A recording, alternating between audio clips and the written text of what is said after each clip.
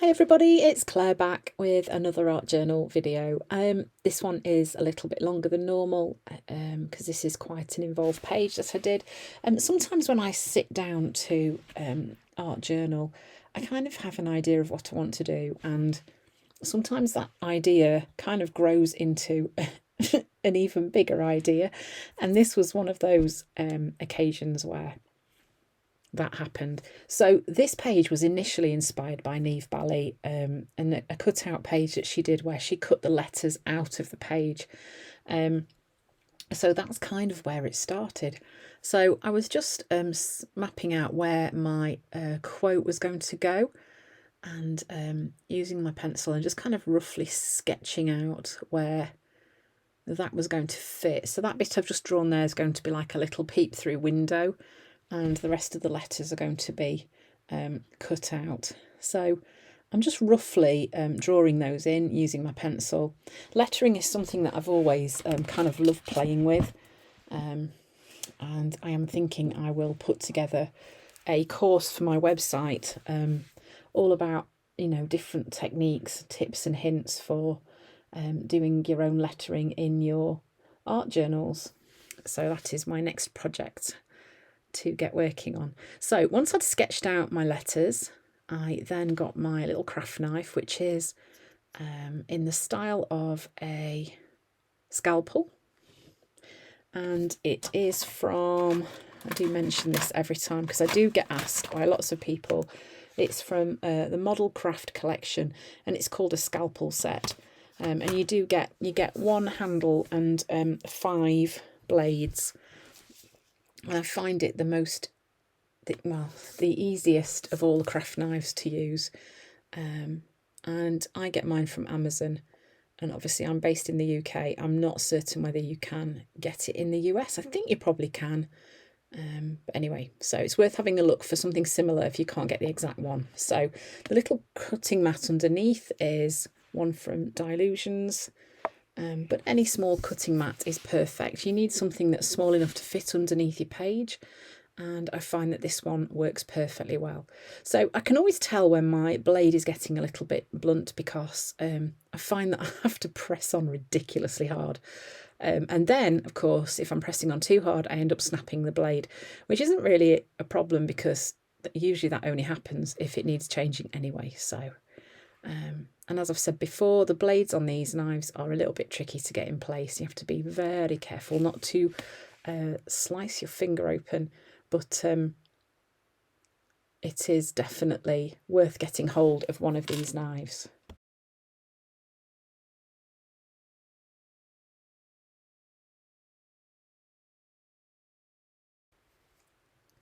So as I've said before, the secret really is to just, turn your book to make it easier to cut the letters out. Don't be twisting and turning your wrist and your arm too much. But I think it's just whatever technique works best for you.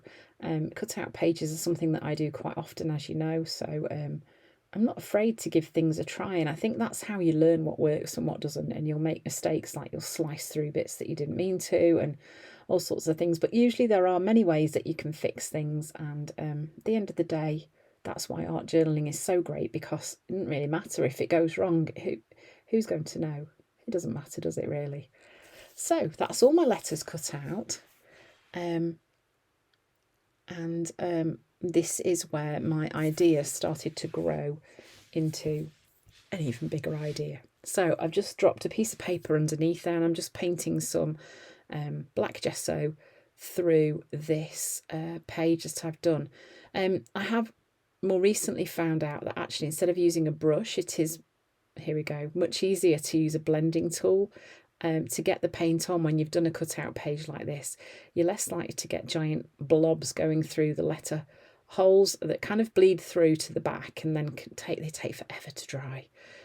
So this is a much quicker way of getting the paint on, and actually you get quite a nice texture with the way the paint applies to the page as well. I actually think it is quicker too. I mean, I know this is sped up, obviously, but it is definitely quicker than using a brush. So a little tip for you there, use a blending tool. to add your colour to your cutout page. And then I had this fabulous print of the letters on the page underneath, which I have stashed away in my scrap paper box. It would be great to sort of tear up and add doodles and things on to go onto other pages where I want collage. So, you know, save all the little bits where you add paper underneath and you over paint onto them. Some people call them underpapers, don't they? But yeah, don't throw them away. So then I have used, that looks like white. I think it is white. Yeah, so I'm just adding some white onto this page behind. Using quite a dry brush to brush that on. I love the way it looks at the edges of the paint where it's kind of got that slightly woolly look to it with the dry brush, those kind of marks that it leaves. So then I'm using the squared stamp set and I am just stamping some faces onto my background, and I'm using an archival ink in grey. So the reason I've gone for grey rather than black is because it is a little bit of a softer colour, and I didn't want these to be too in your face and stand out too much, so the grey I felt was a great choice for this. So this stamp set is one of my favourite. I think it's so versatile. There's so many things you can do with it, and it's just the variety of faces that are on there as well, and the fact that you can stamp it, then cut away the box and draw on more to the face. Yeah, this is one of my favourite stamp sets. It's one that I reach for again and again and again. So again, just stamping more and more of these images onto this page, just so that it kind of covers that background, using that grey ink.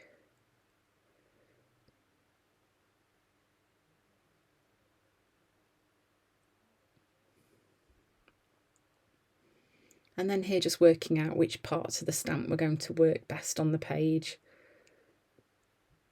Okay, so next I am using the face from the Done Is Better stamp set, and I'm going to be adding some text collage paper onto my page too. So one of the things that I love to do in my journal pages is to build up layers, and this is a great way to start to add different layers onto your page. So obviously I've gone in with the paint first, then I've added some stamping, and now I'm going in with some collage paper. So Dina's collage paper is lovely because once it's glued down, it does become quite transparent. It kind of melts into your page, and it means you can see the layers beneath it a little bit. It kind of gives a glimpse of what's there. But really this is for me just about adding more layers onto my page. I love the look of text on my pages, as you know if you've watched me before. I love to have different text on my page often. Then I am using Elephant, and I'm using the lattice stencil, which is from Dina Wakeley, and I'm just adding some stenciling on, which again breaks up that background and starting to add those layers in.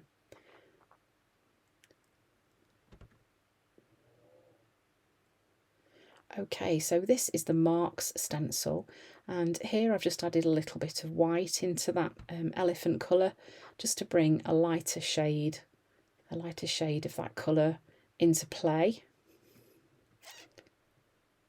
And then this, like I said, is the face from the Done Is Better stamp set, which is again another one of my favourites. I do tend to love stamps that have got faces on them, so this is a great one. So here I am using black archival ink, and I've got a piece of the ledger papers, one piece that didn't, sorry about the wobble, that didn't have a great deal of text on it, and I just loved the colour of the paper. That nice soft cream colour worked quite well with my page. So I am cutting out a body shape, and decided actually I wanted the body to be in the text from the ledger papers. So here I'm just kind of measuring out where it's going to go and cutting away the bits that I don't need.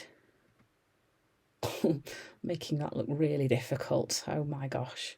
And then I've glued it in place, and now I am going in with one of the scribble sticks.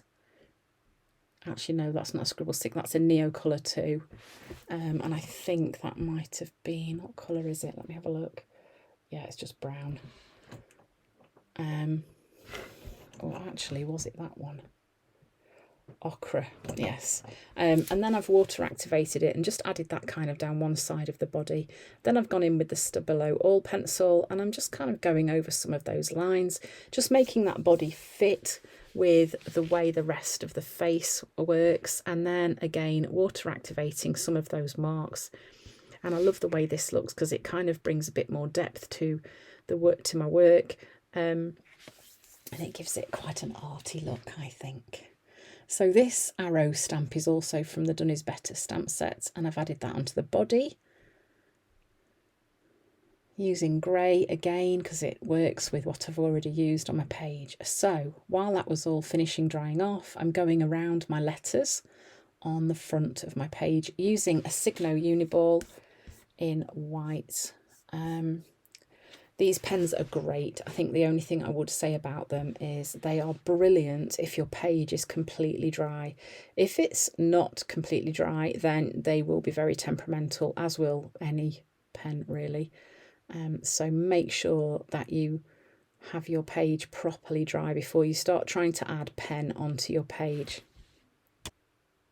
So next I grabbed a piece of acetate, just a clear piece here, and I'm just cutting it to the same size as my page. So that's going to act as almost like a window behind my cutout page.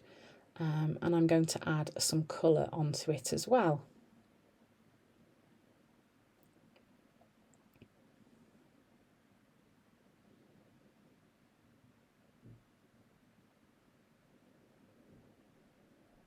So I'm using the permanent red violet light from Amsterdam Acrylic, and I'm using a blending tool with a sponge on it, and I started off sort of smooshing the paint around and then started dabbing, and I quite liked the way it came on to the acetate. Using the dabbing motion was much better, much more effective.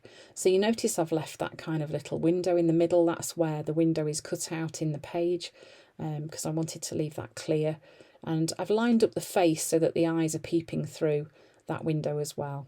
So then I'm just echoing the marks that are on my page in my journal using the same stencils on this sheet. So once the paint is dry on the background, I've been able to then go in and add more stenciling onto the background too, using some complementary colours that work really nicely. Actually not complementary, just colours that work well together.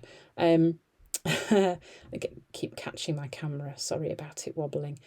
Just building up some interest on that page as well. And then I've just stapled that acetate in place just around the edges. So then using a fuchsia scribble stick, I'm just adding some marks onto the page. So I'm just dipping it in the water just to activate it a little bit so it makes some nice smooshy marks, which I like the look of a lot. So here it is, here's the finished page.